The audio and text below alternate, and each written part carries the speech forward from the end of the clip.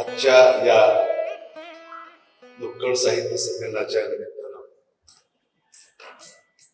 व्यासपीठावर उपस्थित असलेले आमचे मित्र श्री दिलीप करंबेळकर, विक्रम भागवत, डॉक्टर आनंद काटीकर,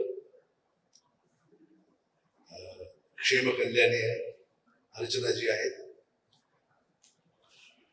समोर व्यासपीठा समोर उपस्थित असलेली मोठी मंडळी, योगेश सुमन आहेत, नाटककार अभिराम बडकर आहेत, वंदना मॅडम आहेत, माधवीताई आहेत, नागपूरची काही मंडळी दिसते आहे. आपण सगळे वाङ्मय प्रेमी बंधूंनी बघितलं. या माझ्या व्यस्त कार्यक्रमामध्ये वर्षभर मी 6-7 महिने फिरतो आहे आणि अशात मला एक दिवस अर्चना कुलकर्णीकरांचा फोन आला की तुम्हाला यायचंच हवं, यायला आवाज येतो, तुम्ही आल्याशिवाय चालणार नाही. जे विश्वनाथजी आहेत, विश्वनाथजी शिंदे आहेत, याचं विसरलो, तर मला नाही म्हणवणं झालं, नाही करते नाही म्हणणं माझ्या जीवावर आलं. साहित्यावर इतकं मनापासून प्रेम करणारी जी मंडळी आहे, या मंडळींना किमान एक प्रतिसाद देणं हे साहित्य संमेलनाचा अध्यक्ष म्हणून माझं मला कर्तव्य वाटतं. आणि या भावनेपोटीच मी इथे आलेलो आहे. या नुक्कड साहित्य संमेलनाचं उद्घाटन झालं असं मी सर्वप्रथम जाहीर करतो.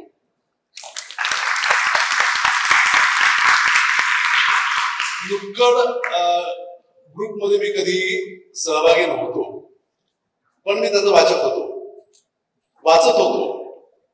आणि खूप वर्षांपूर्वी आपल्याला आठवत असेल, नुक्कड नावाची एक सिरियल हिंदीमध्ये आली होती.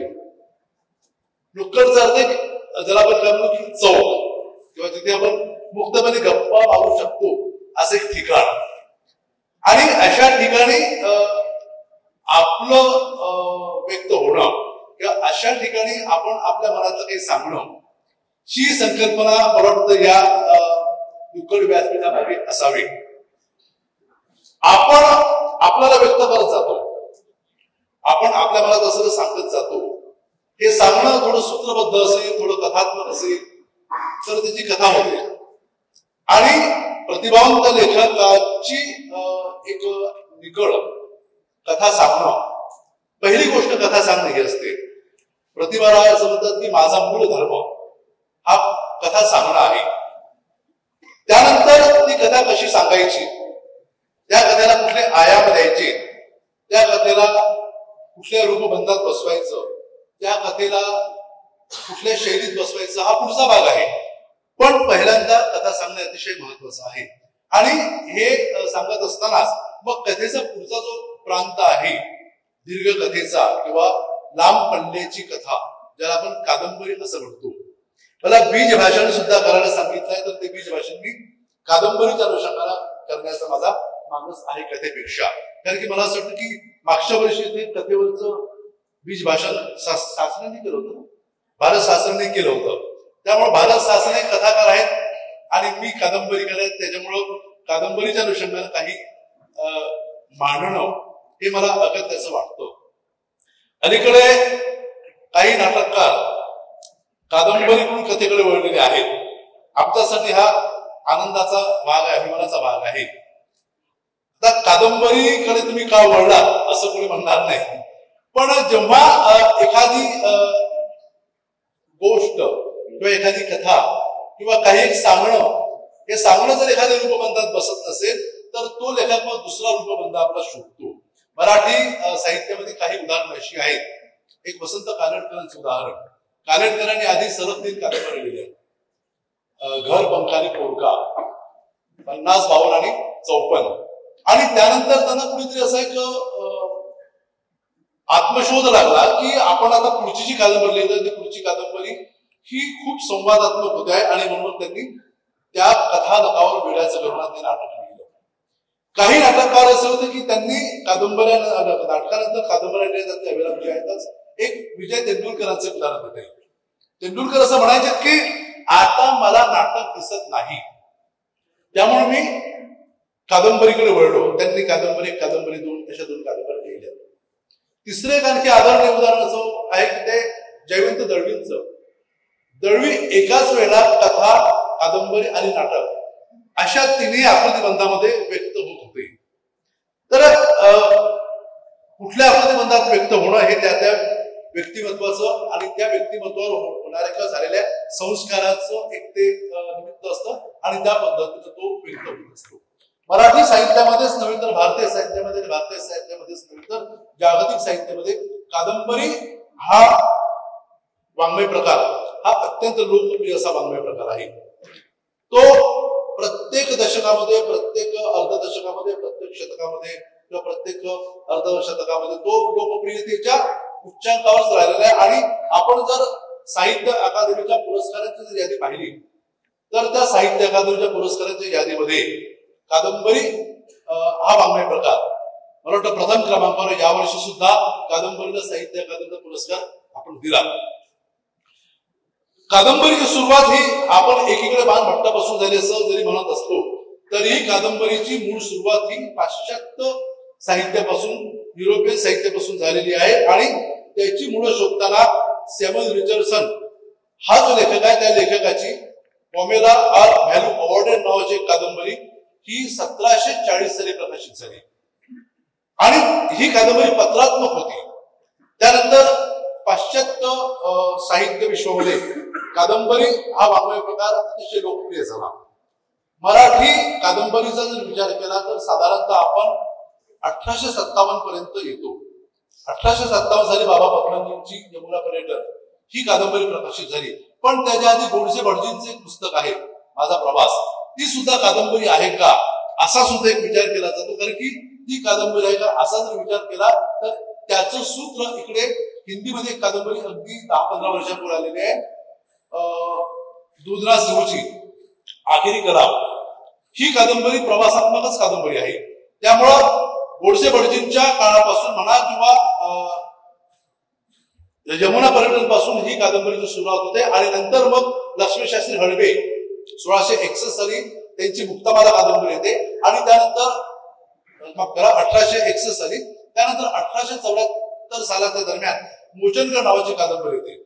तर यमुना पर्यटन काळ, यमुना पर्यटन ही कादंबरी, मुक्तामाला ही कादंबरी आणि मोचनकर ही कादंबरी, या 3 कादंबरीचे जे सूत्र आहे किंवा 3 कादंबरीची ज्या प्रकृती आहेत किंवा या 3 कादंबरीचा जो एक आकृतिबंध आहे ज्याला आपण असं म्हणू की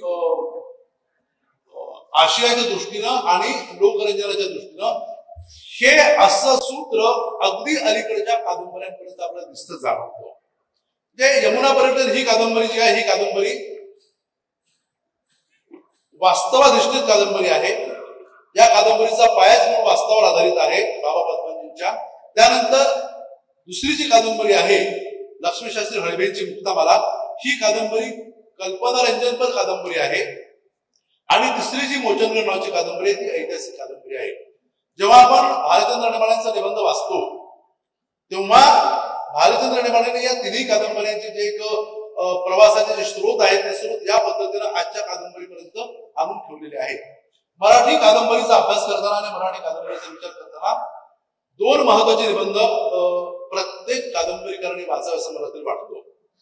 त्यातला पहिला जो निबंध आहे मला वाटतो साधारणतः तो 1880च्या आसपास आलेला असा, कदाचित मी साल चुकत असेल. तो विका राजवाडेंचा निबंध आहे कादंबरी या नावाचा. आणि राजवाडे लेख संग्रहामध्ये तो निबंध आहे. त्या काळामध्ये मराठी कादंबरी नुकतीच रांगायला लागलेली होती, थोडी ती उभी राहायला लागलेली होती. हरिभाऊ आपटेंपर्यंत ही कादंबरी येते.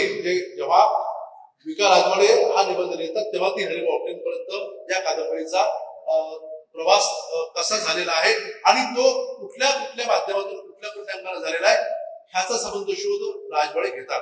आणि शेवटी मराठी कादंबरीचं भवितव्य सांगताना राजवाडे एक वाक्य विचारतात, आणि शेवटी हरी जाणे, म्हणजे हरिनारायण आपटे जाणेत, अशा पद्धतीचा एक उल्लेख ते करतात. हा संबंध कादंबरीचा विचार करताना मराठी कादंबरी या पद्धतीनं कशी घडत गेली, कशी वाढत गेली हा एक विचार करणं अत्यंत गरजेचं आहे. आणि मराठी कादंबरी काय किंवा कुठली कादंबरी काय, कादंबरीच्या अनुषंगानं एक सुंदर असं एक वाक्य समरसेट मॉमने विचारलंय. तो असं म्हणतो की कादंबरीकार हा कवी, नाटककार, कथाकार, तत्वज्ञ यांच्यापेक्षा श्रेष्ठ प्रतीचा असतो. कारण की एकाच वेळा तो कविता, नाट्य, कथा, तत्वज्ञान या सगळ्याच आकृतिबंधांचा समावेश आपल्या कादंबरीमध्ये करीत असतो. त्यामुळं कादंबरी नेमकी या प्रकारची असावी की त्या प्रकारची असावी, किंवा ती अशीच असावी ती तशीच असावी, हा जो एक ज्याला आपण अट्टहास म्हणून तोही धरू शकत नाही. आणि मराठी कादंबरीचं सुरुवातीचं साधारणतः 1935-40 जे एक रूपबंधात्मक विवेचन पुण्याचेच त्यावेळेचे लोकप्रिय कादंबरीकार हरिनारायण आपटे यांनी केलेला आहे. गुंतागुंत, निर्घाट आणि उकल हा त्यांनी जो आकृतिबंध कादंबरीच्या अनुषंगाने मांडलेला आहे, हा आकृतिबंध आज कुठल्याही लेखनाच्या अनुषंगानं पूर्णतः हद्दपार झालेला आहे. आज आपण हरिनारायण आपटेंच्या या पॅरामीटर मध्ये मराठी कादंबरी काय, मराठी कथा काय, मराठी नाटक काय हे घेऊ शकत नाही. कादंबरीला एकाच वेळेला जी काही परिमाणं मिळतात ती परिमाणं शोधताना आपल्याला कादंबरीच्या मूळ घटकांकडे जाणं अत्यंत गरजेचं आहे. जे साधारणतः फडके प्रणीत तंत्र होतं, त्यामध्ये व्यक्तिरेखा, वातावरण निर्मिती, भाषाशैली, प्रदेश काळ अशा प्रकारच्या ज्याला आपण काय म्हणू की काही घटकांचा विचार त्यांनी केलेला होता. पण इतिहासाचे विकार राजवाडे हे फडकेंच्या आधी जो कादंबरीचा अत्यंत मूलभूत विचार मांडतात, तो विचार मांडताना काही घटक कादंबरीच्या आणि कादंबरीकारांच्या अनुषंगाने मांडतात. ते असं म्हणतात की राजवाडेचा लेख हा 1902 सालचा आहे. म्हणजे साधारणतः 35-40 वर्षापूर्वी, प्रतिभा साधन या पुस्तकाच्या 35 वर्षापूर्वीचा हा लेख आहे. राजवाडे कादंबरीकाराच्या अंगी असणारे जे गुण आहेत त्या गुणांचा विचार करतात. ते असं म्हणतात की जाज्वल्य मनोवृत्ती, श्रेष्ठ विद्या, विस्तृत वाचन, मोठा प्रवास, तीक्ष्ण निरीक्षण, कडक परीक्षण, थोर औदार्य, गाढ सहानुभूती, नाटकी लेखणी म्हणजे नाट्यात्मकता, हा जो एक मराठी कादंबरीकाराला किंवा कुठल्याही कादंबरीकाराला आवश्यक असलेला हा जो एक त्याच्या व्यक्तिमत्वात असलेला जो गुण किंवा एकूण त्याची वैशिष्ट्ये जी आहेत, ही वैशिष्ट्य त्या कादंबरीकारामध्ये असणं आणि ती वैशिष्ट्य त्याच्या कादंबऱ्यांमध्ये उतरणं हे अत्यंत गरजेचं आहे. आणि हे ज्याच्यामध्ये नाही तो श्रेष्ठ कादंबरीकार होऊ शकत नाही. आता ह्याचं विवेचन आपल्याला पुढच्या दृष्टीने जर करायचं तर कादंबरीमध्ये पहिला जो घटक येतो तो पहिला घटक असतो तो समाज दर्शनाचा. हे समाज दर्शन आपण कुठल्याही आणि कुठल्याही पद्धतीनं मांडू शकतो. हे समाज दर्शन मांडताना ज्या लेखकावर ज्या ज्या वैचारिक, सामाजिक, तात्विक विचारांचा प्रभाव आणि त्या विचारांचं अधिष्ठान त्याच्या व्यक्तिमत्वाला मिळालं असेल त्यानुसार तो समाज दर्शन मांडतो. हे समाज दर्शन मांडताना काही अत्यंत जटिल पद्धतीने मांडतील, काही ज्याला आपण असं म्हणू की रंजनात्मक पद्धतीने मांडतील, काही तटस्थपणे मांडतील, काही त्या सत्याला भिडून मांडतील. पण ते मांडणे, सत्य मांडणं हे त्या लेखकाचं त्याच्या अवतीभोवतीचं एकूणच वास्तव पाहून ते मांडण्याची एक त्याची प्रकृतीचा त्याचा धर्म असतो. आणि हे मांडताना मग तो आपल्या कादंबरीच्या मुळाशी काय असावं ह्याचा विचार जेव्हा करतो तेव्हा पहिल्यांदा घटना जे कथानकाच्या किंवा वास्तव किंवा कुठल्याही ज्याला आपण काय म्हणतो की घटिताच्या किंवा एक कथात्मकतेच्या किंवा समाज दर्शनाच्या अंगाने विचार करताना पहिल्यांदा घटना, व्यक्ती, अवकाश आणि प्रदेश या 4 अनुषंगाने साधारणतः त्याला कादंबरी सुचत असते. एखादी घटना घडते, उदाहरणार्थ रत्नाकर मक्कलीची कादंबरी आहे जवळ या कादंबरीचा मूळ जीव किंवा पण एक आशय म्हणून तो एका घटनेवर आहे. मग ही घटना घडल्यानंतर त्या घटनेच्या अनुषंगाने येणारी काही पात्र असतात. ती घटना घडल्यानंतर मग त्यात सासू येते, त्यात सून येते, त्यात मुलगा येतो. अवकाश म्हणजे काळ.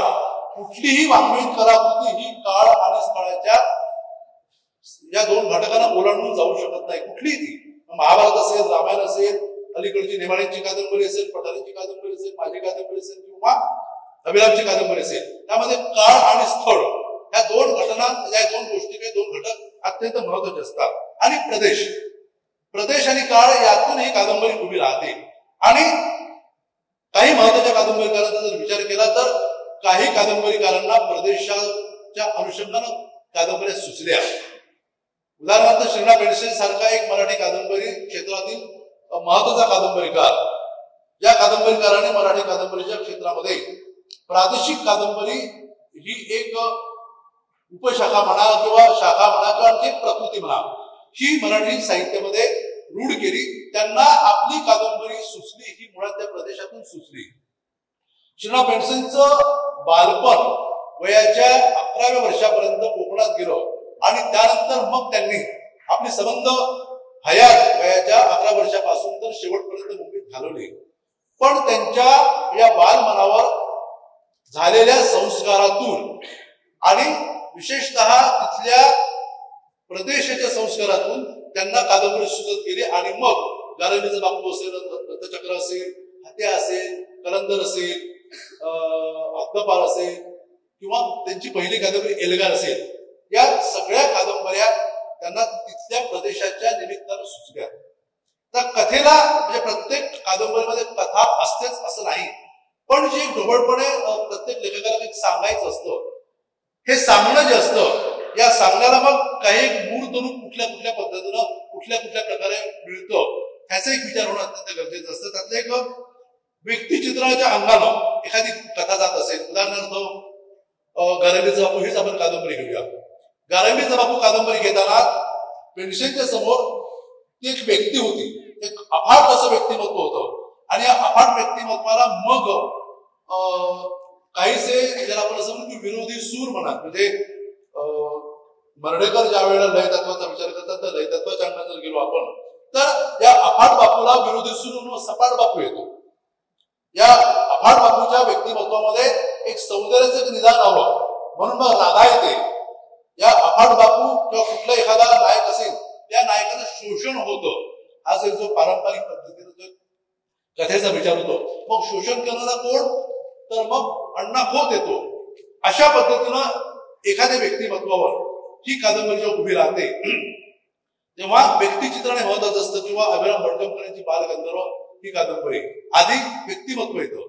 बालगंधर्व व्यक्तिमत्व मला चित्रायचं आहे, त्यानंतर मग तो आधुनिक मराठी नाटकाचा कालखंड येतो.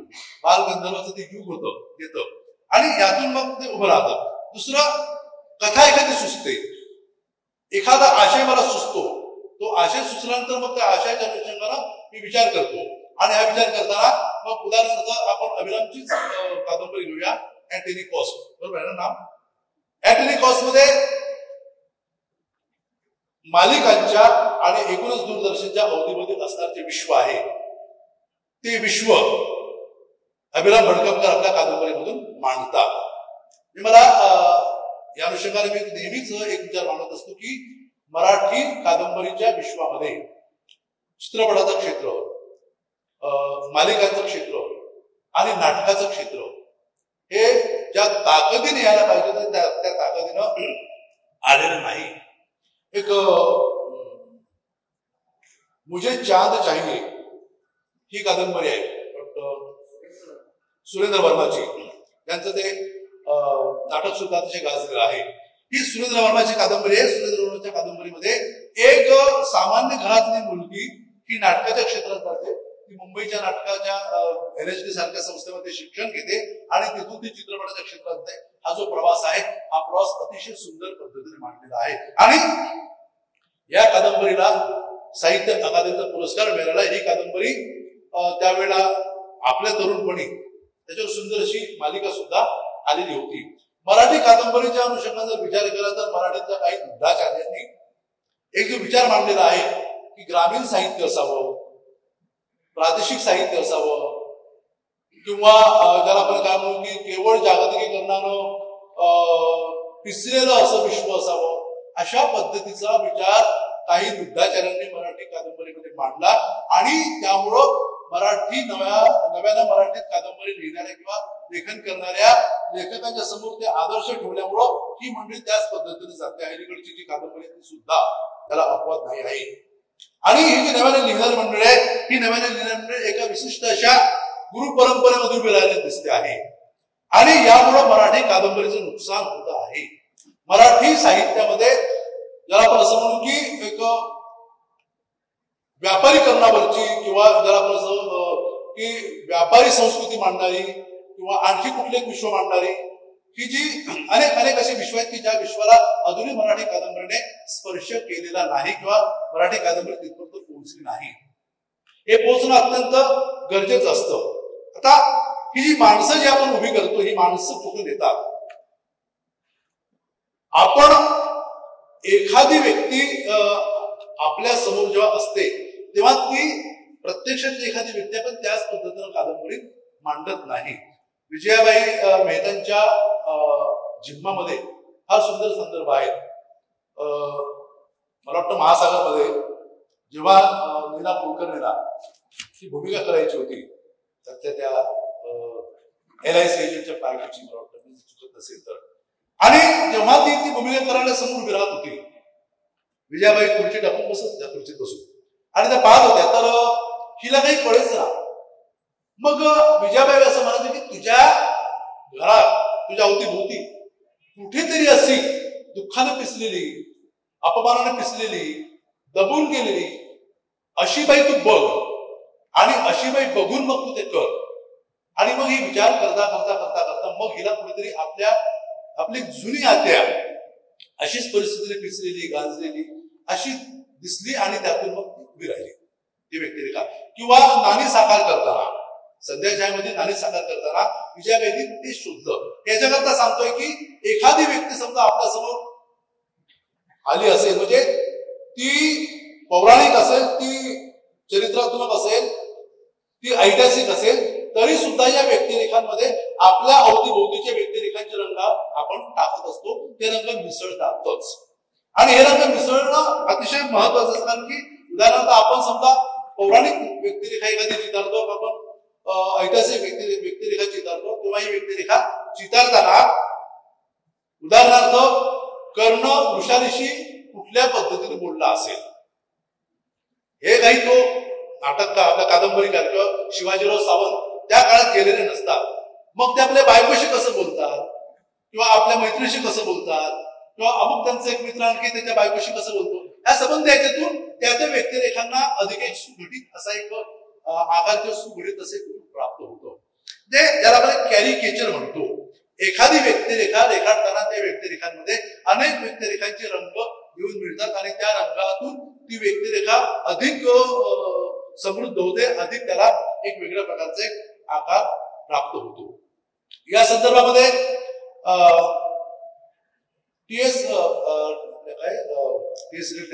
टी.एम. फॉस्टर याने फार सुंदर एक विवेचन केलेलं आहे. टी.एम. फॉस्टरने flat character and round characters असं कॅरेक्टर रायटिंगचं एक विवेचन केलेलं आहे. फ्लॅट कॅरेक्टर म्हणजे आहे तसंच बरोबरचं कॅरेक्टर, पण राऊंड कॅरेक्टरचा विचार करताना टी.एम. फॉस्टर म्हणतात की the test of round characters is whether it is capable of surprising in a convincing way. If it is never surprises, it is flat. If it does not convince, it is flat, pretending to be round. It has the incalculability of life about it, life within the pages of book. या विवेचनातून व्यक्तिरेखेचं ज्याला आपण असं म्हणू की प्रत्येक कलाकृतीतली व्यक्तिरेखा ही दशांमुळे आपण पाहत असतो. तिचं एक छोटं टोकच होतं, पण जेव्हा आपण त्या व्यक्तिरेखेच्या खोलात जेव्हा प्रवेश करतो, त्या व्यक्तिरेखेच्या खोलात जेव्हा आपण जातो, तेव्हा त्या व्यक्तिरेखेचे अनेक पदर आपल्याला कशा पद्धतीने उलगडता येतील याचे आव्हान आपल्या समोर असतं. थोडक्यात कादंबरीमध्ये माणसं असणं, माणसं वावरणं आणि माणसं उभी राहणं हे अत्यंत महत्वाचं असतं. मग ती कादंबरी कथानक असलेली असो, कथानक नसलेली असो. उदाहरणार्थ कोसला कादंबरीचं जरी उदाहरण घेतलं तरी कोसलामध्ये सुद्धा पांडुरंग सांगवीकर आहेच. पेंडसेंचे फार सुंदर विधान या ठिकाणी मी उद्धृत करतो. पेंडसे असं म्हणायचे की माणसं चितारताना ती माणसं अंतर्बाह्य छिलून रक्तबंबाळ करून चितारणं अधिक महत्वाचं असतं. आणि हे रक्तबंबाळ करून त्या माणसाला चितारणं अर्थात पेंडसेंच्या सुरुवातीच्या कादंबऱ्यामध्ये किंवा पेंडसेंच्या इतरही कादंबऱ्यामध्ये अशा पद्धतीने माणसांना रक्तबंबाळ करणं पेंडसेंनाही जमलं नाही. ते मराठीतल्या फार कमी लेखकांना जमलं. एक फार सुंदर कादंबरी 1939 साली प्रकाशित झालेली रणांगण. रणांगण या कादंबरीमध्ये जी हॅर्टा आहे, ही हॅर्टा जेव्हा विश्राम बेडेकर उभी करतात, जेव्हा त्या हॅर्टाचं जूननी केलेला छळ, तिची वांगनिश्चय झाल्यानंतर तिच्या पोटातली अंगठी हिसकून किंवा तिच्या प्रियकरांचे तिच्या पर्समध्ये असलेले पत्र हिसकून तिला सोडून देतात आणि त्यानंतर ती एका नव्या विजिगीषू वृत्तीनं जेव्हा बोटीत येते आणि तिथे जो चक्रधरासाठी तिचा चक्रधर म्हणजे त्या कादंबरीचा नायक, त्यांचं जेव्हा पुन्हा तिला नव्याने जगण्याची जी उमेद येते आणि त्यावेळेला पुन्हा तो मुंबईच्या कलकत्ता जातात, पण तो भारताच्या त्या किनाऱ्यावर येतो, बोट थांबते आणि ही रंगूनकडे जाते आणि त्यानंतर ती आत्महत्या करते. हा जो एका छोटेखानी कादंबरीमध्ये विश्राम बेडेकरांनी जो एक व्यक्ती रेखाटनाचा एक वेगळा असा काय म्हणतात की वेगळं उदाहरण म्हणा किंवा वेगळा आदर्श मांडलेला आहे, ते पाहिल्यानंतर मराठीमध्ये आपण जेव्हा शोधतो तेव्हा या पद्धतीनं मराठी कादंबऱ्यामध्ये व्यक्तींचा विचार किती पद्धतीनं कशा पद्धतीनं करावा हे त्या कादंबरीकारांना एक शोधायचं असतं. प्रादेशिक कादंबरीच्या अनुषंगाने आणखी सुंदर उदाहरण देतो तुम्हाला मी. चेंबी नावाची कादंबरी आहे. ही कादंबरी तख्ती शंकर पिल्लेची कादंबरी, ही केरळी लेखक आहे. किंवा पर्व नावाची कादंबरी आहे एस.एल. भैरप्पांची, किंवा एस.एल. भैरप्पांची पुन्हा मंद्र कादंबरी आहे. व्यक्ती रेखाटनाचे किती पदर एखाद्या व्यक्तिमत्वामध्ये दडलेले असतात आणि ते किती खोल रुजलेले असतात, याचं अतिशय सुंदर उदाहरण म्हणजे मंद्र या कादंबरीतील तो गायक. जे एक आधीचा जो एक आपल्या दृष्टिकोन होता किंवा आपल्यावर असलेला जो एक पगडा होता की एखादा माणूस हा चांगलाच असतो आणि एखादा माणूस वाईटच असतो, किंवा पांढरे आणि काळे हे जे दोन रंग आहेत, या दोन रंगांमध्येच आपण माणसं पाहत असतो. पण या दोन रंगांमध्ये माणसं पाहण्याच्या पलीकडे जाऊन जो दोन्ही मिळून असता जो करडा रंग असतो, हा करडा रंग हा त्या व्यक्तिरेखेला किती उंचवरून होतो याचं उदाहरण म्हणजे एस.एल. भैरप्पांची मंद्र ही कादंबरी. एक काळाचं सुद्धा उदाहरण घेता येईल की काळ कल्पून किंवा काळ समोर ठेवून लिहिलेली कादंबरी. याचं सुंदर उदाहरण म्हणजे जॉर्ज ऑर्वेलची 1984 ही कादंबरी आहे. 1984 या कादंबरीमध्ये ऑर्वेल ही कादंबरी 1948 साली लिहिली गेलेली आहे आणि त्यावेळेला 1984 साली एकूणच जगाच्या राजकीय व्यवस्थेचं चित्र काय असणार ह्याचं भाकीत हा कादंबरीकार करतो. म्हणजे लेखक हा भविष्य व्यक्ता असतो, तो भविष्यलक्षी असतो. हे आपण एका चांगल्या अर्थाने जेव्हा म्हणतो तेव्हा या कादंबरीचा एक संदर्भ या ठिकाणी देणं मला अतिशय गरजेचं वाटतं. यात आणखी पुढचा मुद्दा मी थोडा वेगळा मानतो की या लेखनामध्ये, कादंबरी लेखनामध्ये जात, धर्म, संस्कृती ह्या गोष्टी अत्यंत महत्वाच्या असतात. म्हणजे त्याच्यामुळे आपण जातीवादी होतो, आपण धार्मिक होतो किंवा आपण फार कडवे होतो असं समजण्याचं मुळीच कारण नाहीये. कारण की प्रत्येक व्यक्ती जी उभी राहते, ती व्यक्ती उभी राहताना तिच्यावर झालेल्या धार्मिक, जाती विषयक आणि बोली भाषा विषयक या संस्कृतीचा एक प्रचंड पगडा असतो आणि तो पगडा ती व्यक्ती नाकारू शकत नाही. तिची मानसिकता त्या पद्धतीनं घडलेली असते. त्याचं एक फार सुंदर उदाहरण म्हणजे नाटकाकडे जातो. विजय तेंडुलकरांचं कन्यादान नाटक. कन्यादान नाटकामध्ये असणारी ती प्रियाच ना, ज्योती, सॉरी ज्योती, आणि त्याच वेळेला अरुण कांबळे ज्या प्रियाने काम केलं होतं मला वाटतं, अरुण कांबळे ज्या मानसिकतेत उभा आहे आणि ज्योती त्या मानसिकतेत उभी आहे. ज्योतीला लाभलेला एक उदारमतवादाचा वारसा आहे आणि अरुण कांबळेला जो लाभलेला वारसा आहे तो वारसा एका सामाजिक चौकटीमध्ये पिसल्या गेलेल्या व्यक्तिमत्वाचा वारसा आहे. त्यामुळं ह्या दोन्ही व्यक्तिरेखा या एकमेकांना कधीही अशा पूरक करू शकत नाही आणि या मागचं कारण असं की त्या व्यक्तींवर झालेले तेथे परिणाम असतात. किंवा श्रीधर व्यंकटेश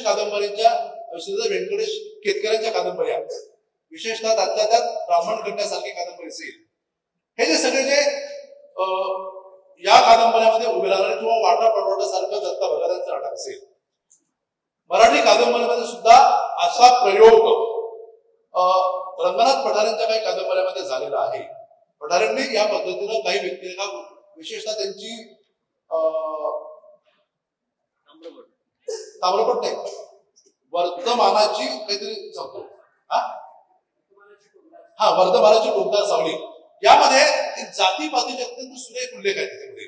आता यामध्ये सोनार, शिंपी, ब्राह्मण अशा सगळ्या व्यक्तिरेखांच्या मागे असलेल्या एक जातीय संदर्भाचे उल्लेख आहेत आणि हे उल्लेख त्या ठिकाणी अत्यंत पूरक आणि पोषक वाटतात.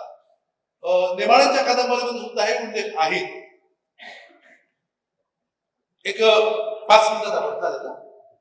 पुढचं असं घेता हे सगळं मांडताना एक टेक्निक किंवा शैली किंवा तंत्र आणि शैली या दोन मध्ये किंवा ज्याला मध्ये कसं की एखाद्या कादंबरीचं तंत्र आणि एखाद्या कादंबरीनं वापरलेली शैली यामध्ये पुन्हा फरक आहे. शैली ही अत्यंत अनवट गोष्ट आहे. शैली त्या लेखकाच्या व्यक्तिमत्वामध्ये मुरलेली गोष्ट असते. उदाहरणार्थ आपण नेमाडे कादंबरी किंवा नेमाडी शैली म्हणतो, पठारे शैली म्हणतो, आपण पेन्सिलची शैली म्हणतो. ही शैली त्याच्या व्यक्तिमत्वातून आलेली असते. आणि दुसरं तंत्र म्हणजे ती कथा कुठल्या पद्धतीनं वेगळ्या पद्धतीने सांगणं. उदाहरणार्थ ऑक्टोबस नावाची कादंबरी आहे श्रीना पेन्सिलची. या कादंबरीमध्ये पेन्से तंत्राचा वापर करतात, शैलीचा वापर करत नाही. आणि हे तंत्र एकाच वेळेला पत्रात्मक तंत्र आणि संवादात्मक तंत्र किंवा मला वाटतं केशव केळकरांची चुकत नसेल तर रोहिणी नावाची कादंबरी आहे. ही कादंबरी संबंध वर्तमानपत्रांच्या बातम्यांमधून साकार झालेली कादंबरी आहे. जे फक्त वर्तमानपत्रांच्या बातम्याच आहेत, पण त्या वर्तमानपत्रांच्या बातम्यांमधून सुद्धा व्यक्तिरेखा उभी राहते, घटना उभ्या राहतात, एक संबंध त्या व्यक्तिभोवतीचा एक प्रेक्षक उभा राहतो आणि यातून ती कादंबरी घडत जाते. संवादात्मक कादंबरी असते, पत्रात्मक कादंबरी असते, वृत्तपत्रात्मक कादंबरी असते, निवेदनात्मक सुद्धा कादंबरी असू शकते. किंवा एखादी कादंबरी म्हणून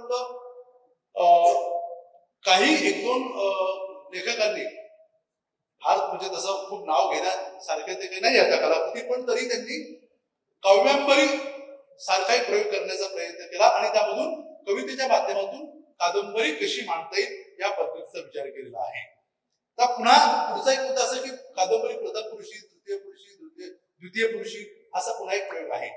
तर तृतीय पुरुष आणि प्रथम पुरुषी निवेदन आपल्याला माहिती आहे, पण द्वितीय पुरुषी निवेदन हे जवळजवळ मराठी कादंबरीमध्ये नाहीच आहे. मला वाटतं ते मेघना पेठीने नाती चलामीमध्ये त्या पद्धतीचा प्रयोग केलेला आहे. किंवा गंगाधर गाडगेंची गोष्ट आहे तलावात ते चांदणे, त्यामध्ये हा उल्लेख केलेला आहे. या पद्धतीचा तो एक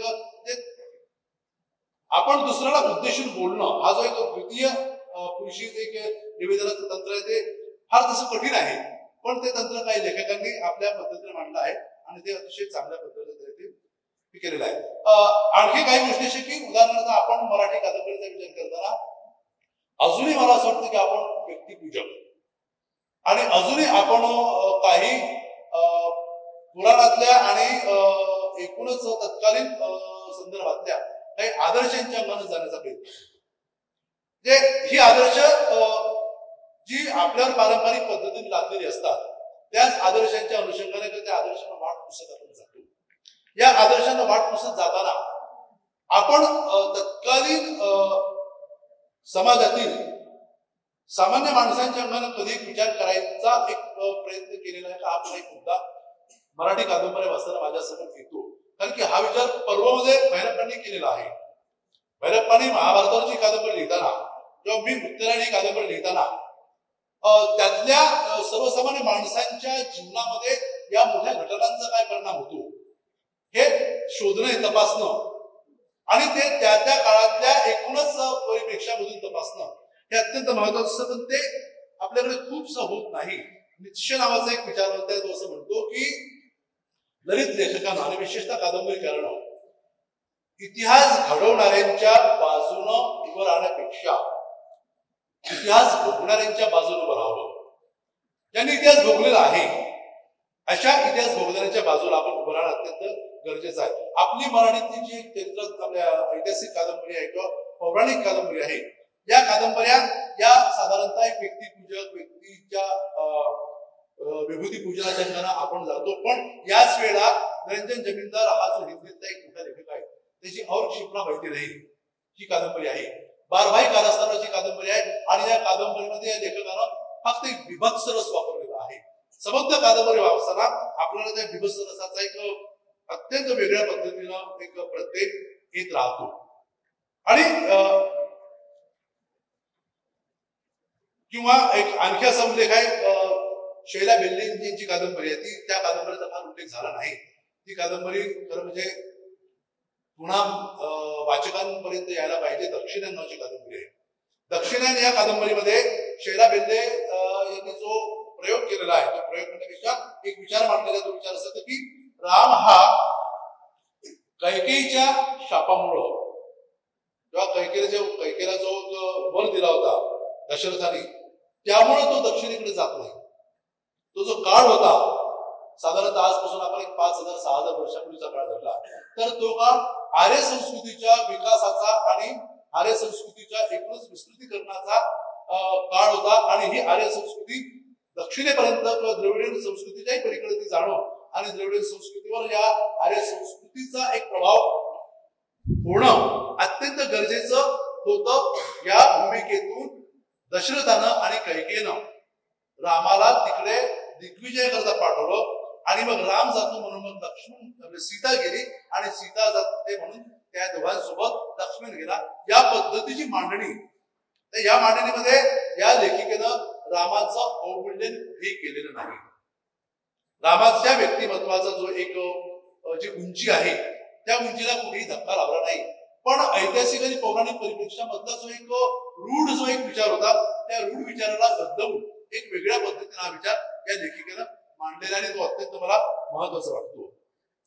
हे सगळं मांडताना खरं म्हणजे तरी संक्षेपाने मांडलेलं आहे. कारण म्हणजे हा 1.5 तासाचा एक निबंध आहे बोलताना हे सगळं मांडताना शेवटी मग कादंबरीकार हा कुठे होतो. तर कारण की एखादी कादंबरी वाचल्यानंतर मी अमुक एका लेखकाची कादंबरी वाचली ती त्या लेखकाची कादंबरी वाचल्यानंतर त्या लेखकाच्या एकूणच प्रतिभेचा त्याच्या व्यक्तिमत्वाचा त्याने केलेल्या जीवन दर्शनाचा आणि त्याने एकूणच मांडलेला संबंध समष्टीचा आणि व्यक्तींचा एक विचार हा संबंध एक प्रभाव माझ्यावर कधी निर्माण होतो तर मी जेव्हा श्रेष्ठ कादंबरी निर्माण करतो किंवा मी जी अविस्मरणीय कादंबरी निर्माण करतो त्या कादंबरीच्या रेषेमध्ये सगळं उभं राहतो. पुन्हा मी एस एल भैरपांच्या मंदिराकडे येतो किंवा त्यांच्या जा ओलांडुनी मुळात ती दाटू कादंबरी आहे कन्नडमधली किंवा त्यांची झालेली कादंबरी वंशवृक्ष ह्या जेव्हा आपण कादंबऱ्या वाचतो किंवा अनंत मूर्तींच्या कादंबऱ्या आहेत घटश्राद्ध आणि संस्कार त्या कादंबऱ्या आहेत किंवा मराठीमध्ये जर विचार केला तर मराठीमध्ये अरुण साधूंच्या अशा काही कादंबऱ्या आहेत. अरुण साधूंची मुंबई दिनांक आहे सिंहासन आहे. या कादंबऱ्या वाचल्यानंतर आपण एक अंतर्मुख होतो आणि हे अंतर्मुख होणं आपल्या समकालाच्या आपल्या इतिहासाच्या आपल्या भविष्याच्या अंगानं आपण कुठेतरी अंतर्मुख चिंतित होणं आणि एक चांगला अनुभव आपण अनुभवला एक चांगलं जीवन दर्शन चांगलं नवविश्व आपल्या आतमध्ये खोलपर्यंत रुजत गेलेलं आहे. ह्याचा एक याचा समाधानाचा एक आनंदाचा एक भाग जो आहे हे कधी उभं राहतं कधीच आपल्या तयार होतं. तर त्याकरता कादंबरी ही त्या प्रतीची त्या श्रेष्ठत्वाला जाणारी ही अशी हवी असते आणि त्या श्रेष्ठत्वाला जर कादंबरी द्यायची असेल तर हा जो मराठी कादंबरीच्या दृष्टिकोनानं जो आपण मांडलेला जो पट आहे हा पट पूर्णपणे वाचून त्यामध्ये आपल्या पूर्वसुरींनी काय केलं आपले समकालीन काय करतात आणि आपल्या पूर्वसुरींपेक्षा आणि आपल्या समकालीनांपेक्षा आपण वेगळ्याने कसं काय करू शकतो ह्याचा जेव्हा आपण विचार करतो तेव्हा कादंबरीकार म्हणून आपलं व्यक्तिमत्व एका वेगळ्या पद्धतीनं वाचकांसमोर जाणकारांसमोर समीक्षकांसमोर रसिकांसमोर येतं. आणि त्याकरता पुन्हा मी सांगेन की विका राजवाडेंचा निबंध कादंबरी आणि भालचंद्र आणि मानेंचा निबंध मराठी कादंबरी चिंतन आणि समीक्षा हे दोन्ही निबंध वाचणं आणि त्यासोबतच इतर भारतीय आणि मराठी कादंबऱ्यांचा